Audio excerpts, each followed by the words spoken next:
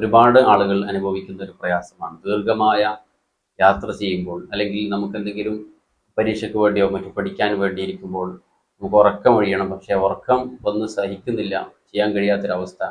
അങ്ങനെ വരുമ്പോൾ നമുക്ക് ഉറക്കം ഒഴിച്ചിരിക്കാൻ, അതുപോലെ യാത്ര ചെയ്യുമ്പോൾ മറ്റു സമയങ്ങളൊക്കെ ഉറക്കം ഒഴിച്ചിരിക്കാൻ വേണ്ടിയുള്ള നല്ല പരിഹാരമാണ് ഉറക്കം വരുമ്പോൾ നമ്മൾ ചെയ്യേണ്ട പൊതുവായുള്ള കുറച്ച് കാര്യങ്ങൾ പറയാം. അതോടൊപ്പം ഒരു മന്ത്രവും കൂടി പറഞ്ഞു തരാം. ഉറക്കം വരുമ്പോൾ യാത്രയിലോ മറ്റോ കർപ്പൂരം മണക്കുക, അത് നല്ല പരിഹാരമാണ്. ഉറക്കം പോകാനുള്ള ഒരു താൽക്കാലികമായൊരു പരിഹാരമാണ് കർപ്പൂരം മണക്കുക എന്നുള്ളത്. രണ്ടാമത്തത് തൈര് കുടിക്കുക. നമ്മൾ പോകുന്ന റോഡുകളിൽ തൈരുകൾ ഉണ്ടെങ്കിൽ തൈര് വാങ്ങിച്ച് കുടിക്കുക, ഉറക്കം പോകും. അതുപോലെ മൂന്നാമത്തെ പരിഹാരമാണ് കയ്യും കാലും മുഖവും പച്ചവെള്ളത്തിൽ കഴുകുക. നമ്മൾ സാധാരണഗതിയിൽ മുഖം കഴുകാറുണ്ട്, എന്നാൽ നമ്മൾ ശ്രദ്ധിക്കാത്തൊരു കാര്യമാണ് കയ്യും കാലും മുഖവും പച്ചവെള്ളത്തിൽ കഴുകുക, ഉറക്കം പോകും.